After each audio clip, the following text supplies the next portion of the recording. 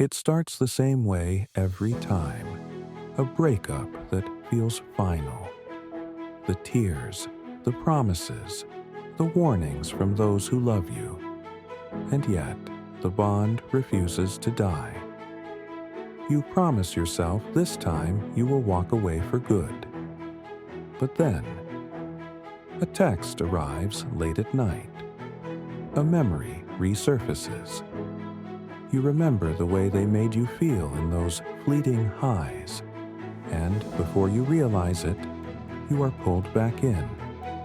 It is as if the pain of the past gets swallowed up by the hope of the next high. You know the cycle is toxic, yet you cannot seem to stop repeating it. This is the essence of a trauma bond. It is not just about love or attraction. It is about an emotional addiction, a roller coaster of dopamine and despair. The lows cut deep, but the highs, they feel intoxicating. In those moments, the chaos feels like passion. The neglect feels like longing. The apology feels like redemption. It tricks the brain into craving more, even when logic screams to leave. The emotional cycle is as predictable as it is destructive. There is tension, there is conflict, there is hurt. Then comes reconciliation, an apology, a gesture that feels grand, almost cinematic. For a moment, it feels like you are chosen, like everything you endured was worth it. But the crash always returns, and the harder it falls, the stronger the craving for the next high becomes. The central question is disturbing yet important. Why do we confuse suffering with love? Why do we return to what hurts us, convinced it is the very thing we cannot live without? In this video, we are diving into the dark psychology of trauma bonds. These are not simple mistakes of the heart. They are powerful psychological traps, built on cycles of reward and punishment, fear and desire, pain and temporary relief.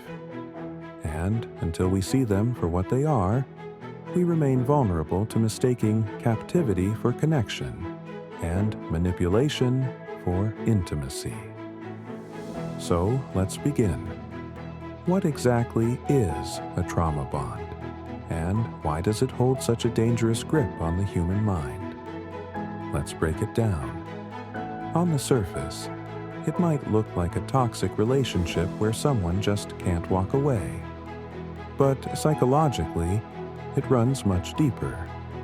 A trauma bond is an intense emotional attachment that forms between a person and someone who repeatedly hurts them.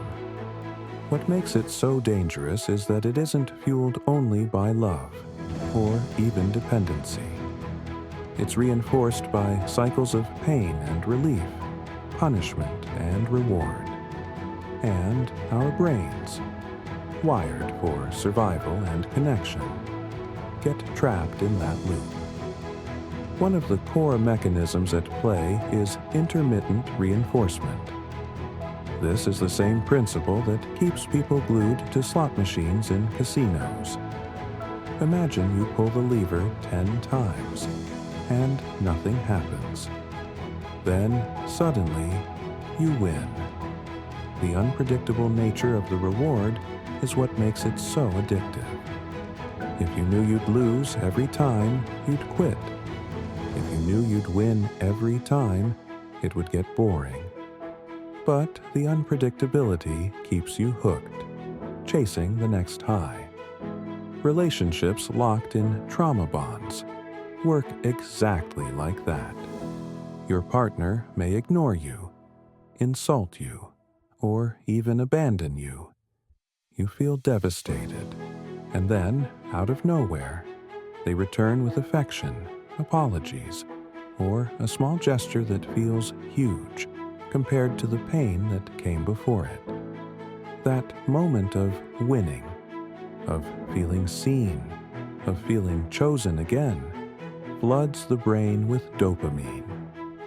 It doesn't matter that the gesture is inconsistent or short-lived. The very unpredictability of it makes the bond stronger. The mind learns to equate suffering with the hope of reward. Then comes the dopamine roller coaster.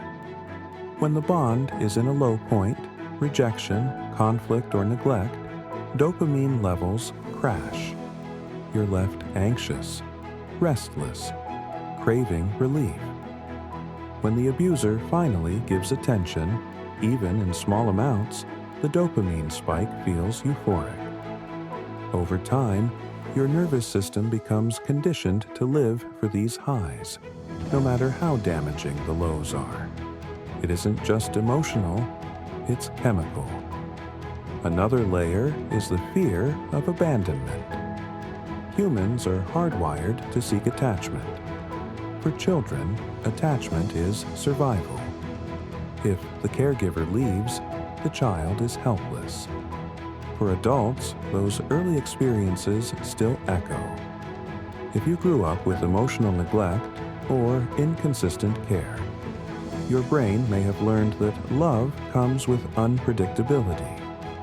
In adulthood, when a partner withholds affection or creates chaos, it feels strangely familiar. Not safe, but familiar. The nervous system clings to the bond because it feels like a reenactment of something you've known all along. Think of a child who desperately wants their parents' approval. Sometimes the parent praises them, sometimes criticizes them, sometimes disappears altogether. The child learns to chase those rare moments of approval, even if it means tolerating long stretches of neglect. Fast forward to adulthood, and that child may unconsciously seek partners who replicate the same dynamic. It isn't that they enjoy the pain, it's that their brain equates the chase, the unpredictability, and the scraps of affection with what love is supposed to feel like. This is why trauma bonds feel less like rational choices and more like compulsions. You know you're hurting, but something deeper tells you that if you just hold on, if you just endure, eventually you'll get that next dose of love. Let's return to the gambling metaphor. When a gambler loses money again and again, it seems logical to walk away. But when they win just once, their brain lights up, convincing them to keep playing. The loss becomes part of the game. In trauma bonds, suffering becomes part of the story. The highs are so intense they overshadow the lows, at least in the moment. You tell yourself, this time it will be different. This time it's real. And each cycle digs the hook in deeper. Behind all of this is the nervous system, constantly swinging between stress and relief. The fight-or-flight response kicks in during conflict, flooding the body with adrenaline and cortisol. Then, when reconciliation comes, the body relaxes. That sudden calm feels like salvation. Over time, this seesaw of chaos and calm wires the brain to mistake intensity for intimacy. The tragedy is that many caught in trauma bonds genuinely believe they are experiencing passion, devotion, even soul-level love. But in reality, it is a carefully laid psychological trap, one that exploits vulnerabilities, attachment wounds, and the brain's chemistry. Understanding this isn't about shaming those who stay. It's about recognizing that trauma bonds are not about weakness. They're about conditioning. And unless that conditioning is named and understood, it will keep pulling people back into the cycle, again and again. So the question becomes, once we see this trap clearly, how do we begin to break free from it? When philosophy enters the conversation about trauma bonds, it forces us to confront something even more unsettling than toxic love. It makes us ask, why do human beings knowingly stay in suffering, even when the door is unlocked? Jean-Paul Sartre would have called this bad faith. For Sartre, freedom is not a gift we always embrace. It is a terrifying burden. To be free means to accept responsibility for our choices, for the direction of our lives. But many of us, when confronted with that vast responsibility, retreat into illusions. We convince ourselves that the chain around our ankle is permanent, that the prison is unavoidable. In a trauma bond, the narrative might be, I can't live without them, or this is just what love feels like. Sartre would say this is bad faith, a refusal to see that, however painful, we are free to walk away. And yet, we stay. Because freedom without the familiar chains feels unbearable. Kierkegaard described something similar when he wrote about despair. For him, despair is not simply sadness. It is the condition of a self refusing to be itself. Imagine someone who clings to a destructive relationship because the thought of facing the void alone is too much. To Kierkegaard, this is a kind of despair, the refusal to confront the deeper self, preferring instead to dissolve into another person's shadow, even if it costs one's own soul. Trauma bonds thrive in this despair because they offer the illusion of identity. I belong to them, instead of the frightening task of standing on your own. Philosophers of love like Simone de Beauvoir and later thinkers such as bell hooks remind us that power plays a central role here.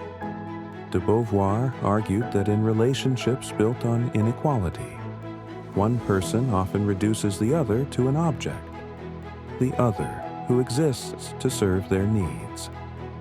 Trauma bonds often replicate this. The abuser becomes the defining center, while the one who suffers orbits around them, mistaking dependency for devotion. Bell hooks went further, pointing out that love without justice, without mutual respect, is not love at all.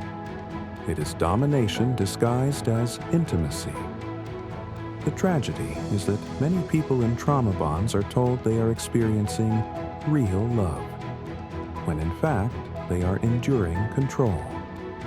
Literature, too, has long explored this paradox. Dostoevsky's characters often mistake suffering for meaning. Think of Notes from Underground. The narrator wallows in humiliation, almost cherishes it, as though the very act of being degraded proves his existence. Kafka's work shows us another angle, the endless, absurd submission to oppressive forces, where escape feels impossible not because the chains are unbreakable, but because the mind has accepted them as natural law. Trauma bonds mirror these worlds. The pain itself becomes proof of love. The chaos becomes proof of passion. History is filled with examples as well. Consider the courtiers who clung to tyrants, mistaking proximity to power for safety, even as they lived in fear of sudden punishment.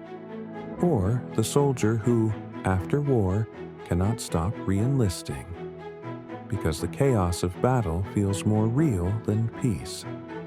In both cases, the human psyche equates instability with authenticity.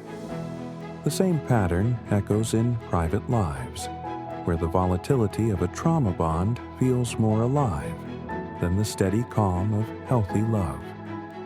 The illusion is powerful. The highs of reconciliation are mistaken for passion, the intensity of conflict for depth. But what we often call passion is, in reality, a set of chains. Chains forged from fear, habit, and chemistry. It is not that people in trauma bonds love too much. It is that the love is distorted, bound up with dependency, fear of emptiness, and a refusal to face freedom. Here is where we begin to reframe. Breaking free from a trauma bond is not only about leaving the other person, it is about facing yourself. It is about confronting the Kierkegaardian despair of standing alone, about choosing Sartre's freedom, even when it feels terrifying, about rejecting de Beauvoir's trap of dependency, and Hooks's reminder that domination is not love. Freedom is frightening, but remaining bound is a deeper kind of despair. The work of breaking a trauma bond is the work of learning to sit with emptiness, with silence, with the terrifying possibility of who you might be when you are no longer defined by chaos. Only then does love become possible. Not the love that chains you, but the love that frees you. So, where does all of this leave us? We have seen how trauma bonds are built, not on steady love, but on cycles of pain and relief. They thrive on unpredictability, on emotional highs and lows that trick the brain into mistaking chaos for passion. They can feel intoxicating, almost sacred, but they are not love. Real love does not demand you suffer to prove your devotion. Real love does not chain you to despair, just to offer brief moments of hope. Breaking free is not simply about walking away from another person. It is about reclaiming yourself. It is the decision to no longer let your nervous system be hijacked by someone else's chaos. It is the choice to say, I will not confuse intensity with intimacy, or dependency with devotion. This is the beginning of sovereignty, the power to stand on your own, even in the silence, even in the void. Yes, it hurts. Leaving a trauma bond can feel like tearing away part of your own identity, because in many ways, that bond has been stitched into who you thought you were. But what lies on the other side is not emptiness. It is space. Space to breathe. Space to heal. Space to discover a love that is not conditional on your suffering. The path forward is not easy, but it is profoundly human. To step out of the cycle is to confront your own fears, to face the quiet without running back to noise. And in that silence, you begin to see yourself clearly, not as someone defined by pain, but as someone capable of freedom. That is the deeper invitation here. Trauma bonds are not just about relationships gone wrong.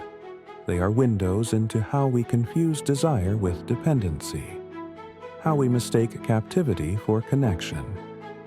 To see through them is to glimpse something greater, the possibility of love rooted in truth, and a self anchored in strength. And if you keep walking this path, you'll find that the very chains that once bound you can become the lessons that set you free. Keep exploring, because the hidden truths of desire, identity, and freedom are waiting just beyond the bond.